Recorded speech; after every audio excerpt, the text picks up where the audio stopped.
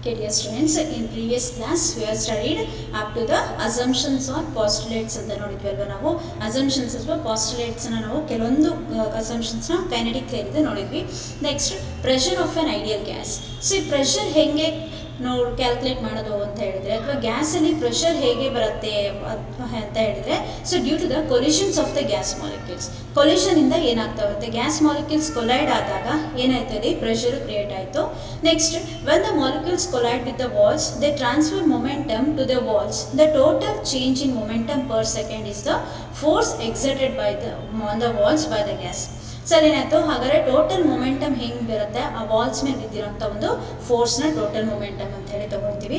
Next then the pressure on the walls is force divided by the area of the wall. We neglect collisions the molecules make with each other. Okay, since their collisions with each other are assumed perfectly elastic. perfectly elastic ಅಂತ ಹೇಳ್ತೀವಿ collisions-ನ. assumptions ಅಥವಾ ನಾವು postulates ಅಲ್ಲಿ ನೋಡಿದ್ವಿ ಅಲ್ವಾ perfectly elastic ಅಂತ. both kinetic energy and momentum are conserved. kinetic energy ಮತ್ತೆ momentum ಎರಡೂ ಕೂಡ ಏನಾಯ್ತು ಅಲ್ಲಿ ಕನ್ಸರ್ವ್ ಆಯಿತು ನಮಗೆ. the average momentum with which all the molecules strike the walls is then not changed by their collisions with one another. what one loses the other gains. ಒಂದು gain ಮಾಡಿಕೊಂಡ್ರೆ ಇನ್ನೊಂದು ಲಾಸ್ ಮಾಡ್ಕೊಳ್ಳುತ್ತೆ. ಓಕೆ, ನೆಕ್ಸ್ಟ್ ಎಕ್ಸ್ಪ್ರೆಷನ್ ನೋಡ್ತಾವಣ. Consider a cubical container of side L. So cubical container ತಗೋಣ, ಪ್ರತಿ ಒಂದು side ಕೂಡ ಏನಾಗಿದೆ ಎಲ್ ಇದೆ. Containing N molecules of gas. N number of molecules ಇದೆ, each of mass M. N number of molecules ಇದೆ. So N number of molecules ಪ್ರತಿಯೊಂದು ಪಾರ್ಟಿಕಲಿನ ಮಾಸ್ ಏನಿದೆ ಎಮ್ ಇದೆ. Okay, suppose the edges of the cubical container R long OX, OY and OZ Axis. Okay, ಈ ಥರ ಆಕ್ಸಿಸ್ನ ತಗೊಳ್ಳೋದು OX, OY ಮತ್ತು OZ. Okay, X Axis, Y Axis ಮತ್ತು Z Axis. Consider a single molecule that has velocity at any instant. If Vx, Vy, Vz are the components of the velocity along OX, OY and OZ axis respectively. So ಹಾಗಾದರೆ ಇಲ್ಲಿ X axis, Y axis, Z axis ಅನ್ನು ನಾವು ತಗೊಂಡ್ರೆ so ಅದರದ್ದು velocity ಒಂದು particle ಹೆಂಗೆ ಬೇಕಾದ್ರೂ move ಆಗ್ಬೋದು ಅಂತ ಹೇಳಿದ್ವಿ ಅಲ್ವಾ ನಾವು. ಅದು ಅಕಸ್ಮಾತ್ ಎಕ್ಸ್ ಆಕ್ಸಿಸಲ್ಲಿ ಮೂವ್ ಆದರೆ ಅದು ವೆಲಾಸಿಟಿ ಏನಿರುತ್ತೆ VX ಅಂತ ಇರುತ್ತೆ. ವೈ ಆಕ್ಸಿಸಲ್ಲಿ ಮೂವ್ ಆದರೆ VY ಆ್ಯಂಡ್ ಝೆಡ್ ಆಕ್ಸಿಸಲ್ಲಿ ಮೂವ್ ಆದರೆ VZ ಇರುತ್ತೆ. So since velocity is a vector component it can be resolved. So velocity ಅನ್ನೋದು ವೆಕ್ಟರ್ ಕಾಂಪೊನೆಂಟ್ ಆಗಿರೋದ್ರಿಂದ ಅದನ್ನು ನಾವು ರಿಸಾಲ್ವ್ ಮಾಡ್ಬೋದು. ರೆಸಲ್ಯೂಷನ್ ಆಫ್ ದ ವೆಕ್ಟರ್ಸಲ್ಲಿ ನೋಡಿದ್ದೀರಾ ನೀವು.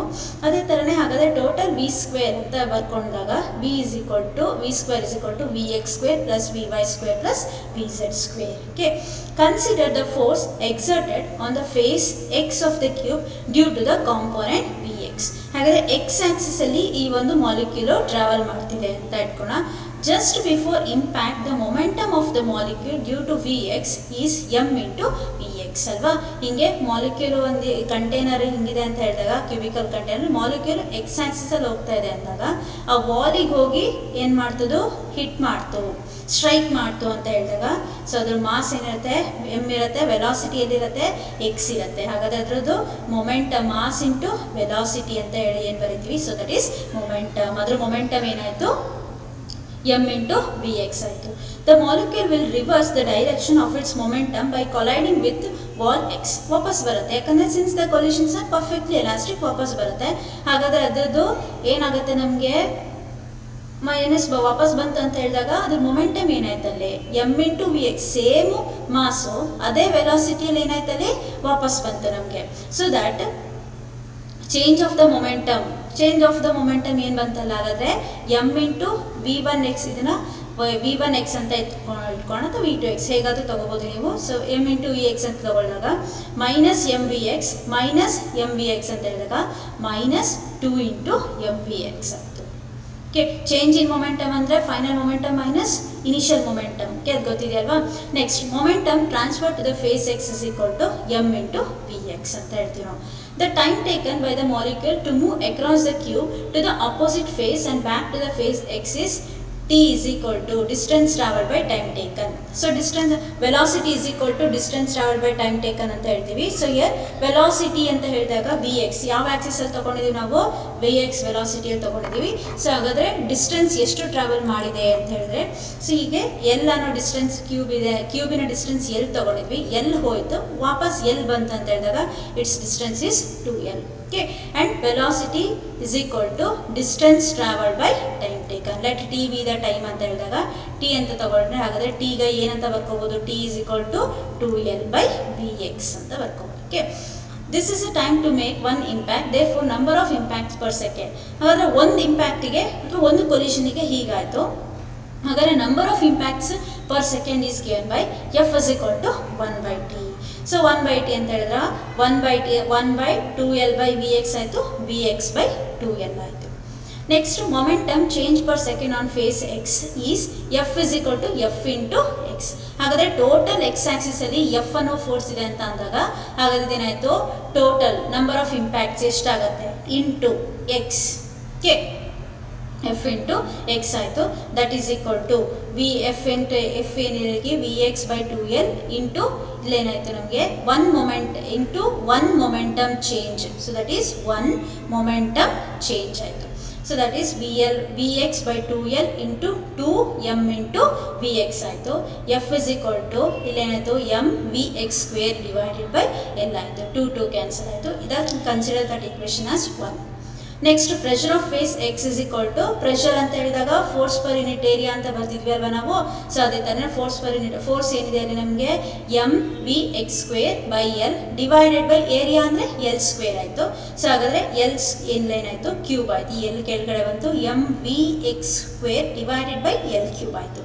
Consider that equation as 2. Equation 2 ಅಂತೇಳಿ ಕನ್ಸಿಡರ್ ಮಾಡೋಣ.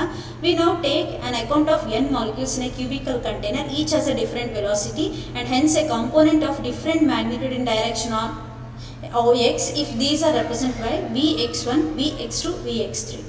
ಈಗ ನಾವು ತಗೊಂಡಿದ್ದು ಬರೀ ಒಂದು ಪಾರ್ಟಿಕಲ್ ಎಂದು, ಹಾಗೆ it consist of N number of particles ಅಂತ ತಗೊಂಡಿದೆ ಅಂತ ಹೇಳಿದಾಗ so we can write it as P is equal to M V one X square by L one Q plus M V one X two square by L two Q. So since L one L two is equal to L ಆಗುತ್ತೆ, ಯಾಕಂದರೆ same length ಏನು change ಆಗಲ್ಲ. Okay, ಅದೇ ಥರನೇ ಎಲ್ಲದಕ್ಕೂ ಕೂಡ L ತೊಗೊಂಡಿದ್ವಿ. Common ಇರೋದು ಯಾವುದು ನಮಗೆ M by L cube common. ಇದು ಉಳ್ಕೊಂಡಿರೋದೇನು V X one square plus V X two square plus V X three square so on up to V X N square ಆಯ್ತು ಅಲ್ಲಿ. Okay, next consider that equation as 3. Equation 3 ಅಂತೇಳಿ consider ಮಾಡ್ಕೊಳ್ಳಿ. Next let the symbol V X square whole bar represents the average or mean value of all the squares of the components in the OX, that is direction. ಹಾಗಾದರೆ Vx square ಅಂದರೆ total average value ಅಂತ ತಗೊಂಡಾಗ Vx1 square plus Vx2 square plus Vx3 square so on up to Vxn square divided by n number of molecules. Okay, next ಇವೆರಡನ್ನು multiply ಮಾಡ್ಕೊಂಡಾಗ ಉಳ್ಕೊಳ್ಳೋದು ಏನು ಸಿಗುತ್ತೆ, ಇದು ಸಿಗುತ್ತೆ. Therefore the equation becomes n m Vx square divided by L cube ಆಯಿತು. Consider that equation as 4. Okay, the square of velocity, root mean square velocity ನಾವು ಏನು ಬರ್ಕೊಂಡಿದ್ವಿ ನಾವು v square is equal to vx square plus vy square plus vz square ಬರ್ಕೊಂಡಿದ್ವಿ. Since there is no preferred direction for the molecules, the average values of vx square, vy square and vz square, therefore ಇದೇನಾಯಿತು 1/3 v square ಆಯಿತು. Okay, ಯಾಕಂದರೆ here average ಅಂದರೆ particular direction ಇಲ್ಲ ಅಂತ ಹೇಳಿದಾಗ ಏನಾಯ್ತು ಅಲ್ಲಿ ನಮಗೆ V one square plus V two square plus V three square so ಅನ್ನಿಟ್ಟು ಎಲ್ಲ ಕಾಮನ್ ತೆಕ್ಕೊಂಡಾಗ V one square plus V two square plus V three square, ಅದೇ V one X square V X square ಆಯಿತು plus V Y square ಆಯಿತು plus V Z square ಆಯಿತು. ಉಳ್ಕೊಂಡ್ರೆ ಏನು ಸಿಗುತ್ತೆ ನಮಗೆ ದೇರ್ಫೋರ್ 1/3 ವಿ ಸ್ಕ್ವೇರ್ ಆಯಿತು ನಮಗೆ. ಓಕೆ, ನೆಕ್ಸ್ಟ್ ಅಂದರೆ ಇಲ್ಲಿ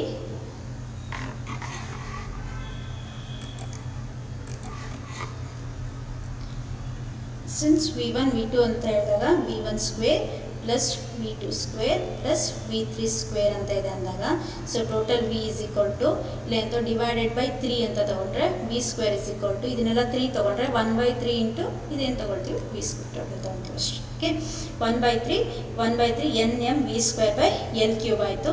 ಸೊ ಎಲ್ ಕ್ಯೂಬ್ ಅಂತ ಹೇಳಿದ್ರೆ ವಾಲ್ಯೂಮ್ ಆಯಿತು. Volume of the container p is equal to 1/3 N M V square divided by v ಆಯಿತು. Okay, next equation gives the expression for the pressure exerted by the gas, so that we can write the expression as n 1/3 nm v square by v ಅಂತ ಹೇಳಿದ್ರೆ ಏನು ಬರಿಬೋದು ನಾವು v square bar ಅಂತ ಬರಿತೀವಿ. Okay, so that's the pressure of an ideal gas. So PV v ನ ಈ ಕಡೆ ತಗೊಂಡು ನಾವು 1/3 nm v ಸ್ಕ್ವೇರ್ ಬಾರ್ ಅಂತ ಬರಿತೀವಿ. So that is a pressure ಅಂತ. ಇದು ಇಲ್ಲಿಗೆ ಸಾಕು ನಿಮಗೆ ಪ್ರೆಷರ್ ಆಫ್ ಎ ಗ್ಯಾಸ್ನ ಬರೆದ್ರೆ ಇದನ್ನು ಕೂಡ ನೆಕ್ಸ್ಟ್ ಈ ಥರನೂ ಬರಿಬೋದು. V can right the equation as follows. Okay, next note the importance of this equation. The quantities on the left hand side of the equation 6 are macroscopic. So equation 6 ಅಲ್ಲಿ quantities macroscopic, ಕೆಲವು right hand ಅಲ್ಲಿ microscopic. Okay, molecular ಇದು large level ಇರುತ್ತೆ, ಇದು small level ಇರುತ್ತೆ. Molecules ಇದು pressure ಮತ್ತು volume. Okay, next thus we derived the expression linking the microscopic properties of molecules such as their speed and mass with easily observed large scale properties such as pressure and volume. So that's a large scale quantities ಏನಿರುತ್ತೆ ಅದನ್ನು ನಾವೇನು ಮಾಡಿದ್ವಿ ಇಲ್ಲಿ calculate ಮಾಡಿದ್ದೀವಿ ಅದರದ್ದು. Okay, so that's about the pressure of an ideal gas. Next, kinetic interpretation. Kinetic interpretation of temperature. So here consider 1 mole of a gas. Let P, V and T be the pressure, volume and temperature of the gas respectively. Clearly the gas will contains Na, Avogadro number contain ಆಗಿರುತ್ತೆ ಅಂತ ಹೇಳಿ ನಾವೇನು ನೋಡಿದ್ವಿ ಫಸ್ಟಿಗೆ ಓದಿದ್ವಿ ಅಲ್ವಾ molecules. According to the perfect gas equation ನಮ್ಗೆ ಗೊತ್ತಿದೆ ಈ equation, perfect gas equation PV is equal to RT.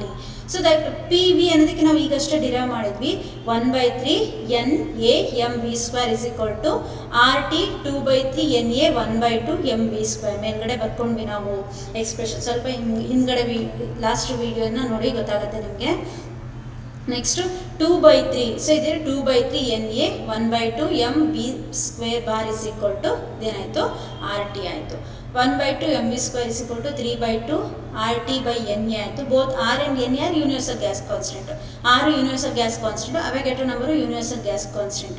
Therefore R by NA is called as Boltzmann constant. R by NA ಅನ್ನೋದು Boltzmann constant ಆಯಿತು. So that is given by 1.38 into 10 power minus 23 joule per Kelvin ಆಯಿತು. Okay, and is a gas constant per molecule. The left hand term is the average kinetic energy. So that is half mv² ಅಂದರೆ kinetic energy expression ಅಲ್ವಾ. So kinetic energy expression ಏನೋ half mv² ಅಂತ ಬರಿತೀವಿ. ಅದೇ ಫಾರ್ಮಲ್ಲಿ ಬಂದಿದೆ half mv² bar ಅಂತ ಹೇಳಿ ಬರಿತೀವಿ ನಾವು. Next, the left hand term is the average kinetic energy of the single molecule, kinetic energy. So therefore, kinetic energy is equal to 3/2 kb into T. Since kb ಅನ್ನೋದು ನಮಗೇನು constant, kinetic energy ಯಾವುದ್ರ ಮೇಲೆ depend ಆಗುತ್ತೆ? It depends on temperature. So kinetic energy of the gas mainly depends on ಯಾವುದು ನಮಗೆ temperature ಮೇಲೆ depend ಆಗಿರುತ್ತೆ. Okay, next RMS speed of a gas molecule. So RMS speed ಅಂತ ಹೇಳಿದ್ರೆ it is defined as the square root of the mean of squares of speeds of the individual molecules of the gas from kinetic interpretation of temperature. Half mv² is equal to 3/2 kBT. v² is equal to 3 into kb into T divided by m ಆಯಿತು. Okay, next 2 cancel ಆಯ್ತು. ಇಲ್ಲಿ taking square root ತೊಗೊಂಡ್ರೆ ಏನಾಯಿತು? ಇಲ್ಲಿ square route cancel ಆಯಿತು. So we RMS ಅಂತ ಬರ್ಕೊಳ್ತೀವಿ. ಹೀಗಾದರೆ √3 kBT by m ಅಂದರೆ ಇದೇನಾಯಿತು v² ಆಯಿತು. Okay, √v², v RMS is equal to √3 kb into T divided by m ಅಂತ ಹೇಳಿ. So the average kinetic energy of a molecule in a gas depends on the temperature, not on the pressure or volume of the gas. v RMS ಅಥವಾ RMS speed ಅಂತ ಹೇಳಿದ್ರೆ ಏನು ಬರೀತೀವಿ ಅಂತ ಹೇಳಿದ್ರೆ, so that is if you take n number of molecules v1² plus v2² plus v3² so on up to vn² divided by n ಅಂತ ಬರೀತೀವಿ. Okay, ಅಥವಾ v RMS square is equal to v1² plus v2² plus v3² so on up to vn² divided by n ಅಂತ ಬರುತ್ತೆ. So that's about the RMS value ಅಂತ ಹೇಳ್ತೀವಿ. According to the kinetic theory of gases, if T is equal to 0, kinetic energy 0. Temperature ಇಲ್ಲ ಅಂತ ಹೇಳಿದ್ರೆ kinetic energy ಏನಾಯಿತು? 0 ಆಯಿತು. In other words, at 0 Kelvin or minus 273 degree Celsius, the kinetic energy of gas molecule is 0 ಅಲ್ವಾ. So temperature 0 ಆಯಿತು ಅಂತ ಹೇಳಿದ್ರೆ there is no motion of the molecules. No gas molecules can have kinetic energy less than 0. So no temperature can be lower than minus 273. So minus 273 degree Celsius ಗಿಂತ ಕಡಿಮೆ temperature ಎಕ್ಸಿಸ್ಟೆನ್ಸಲ್ಲಿ ಇಲ್ಲ ಅಂತ ಹೇಳ್ತೀವಿ. That's why ಅದನ್ನು ಏನಂತ ಹೇಳ್ತೀವಿ ನಾವು absolute zero temperature ಅಂತ ಹೇಳ್ತೀವಿ. Okay, if temperature is to be direct measure of the kinetic energy of a molecule, it must be read on a scale at which the temperature is zero. When the molecular kinetic energy is zero, such a temperature scale is called as Kelvin scale of temperature. So ಇದನ್ನ ನಾನು ಹೇಳಿದ್ದೆ ಅಲ್ವಾ, kelvin scale of temperature ಅಂತ ಹೇಳಿದಾಗ. So 3 types of temperature ಸ್ಕೇಲ್ಸ್ನ ಓದಿದ್ವಿ ನಾವು, Celsius, Fahrenheit ಮತ್ತು ಯಾವುದು ಕೆಲ್ವಿನ್ ಸ್ಕೇಲ್. ಸೊ ಕೆಲ್ವಿನ್ ಸ್ಕೇಲಲ್ಲಿ ನಾವು -273 ತನಕನೂ ಏನು ಮಾಡ್ಬೋದು, ವ್ಯಾಲ್ಯೂನ ಮೆಷರ್ ಮಾಡ್ಬೋದು. ಬಿಯಾಂಡ್ ದಟ್ ಯಾಕೆ ಮೆಷರ್ ಮಾಡಲಿಕ್ಕಾಗಲ್ಲ ಅಂತ ಹೇಳಿದ್ರೆ ಪ್ರೆಷರು ಮತ್ತು ವಾಲ್ಯೂಮ್ ಏನಾಗುತ್ತೆ, ಝೀರೋ ಆಗುತ್ತೆ. ಬಿಯಾಂಡ್ ದ ಟೆಂಪರೇಚರ್ ಪ್ರೆಷರು ಮತ್ತು ವಾಲ್ಯೂಮು ನೆಗೆಟಿವ್ ಆಗುತ್ತೆ. But there is no meaning for that negative pressure and negative volume ಅಲ್ವಾ. So that's why -273 degree Celsius ಅಥವಾ -273 degree Celsius 0 kelvin is called as absolute zero kelvin, absolute zero temperature ಅಂತ ಹೇಳ್ತಾ ಹೋಗ್ತೀವಿ. Okay, that's about the kinetic interpretation of the temperature. That is, kinetic energy is directly proportional to the temperature antivi. Okay, that's about the pressure of an ideal gas at the kinetic interpretation of temperature. Okay, next we will go to the degrees of freedom in next class. Okay, thank you.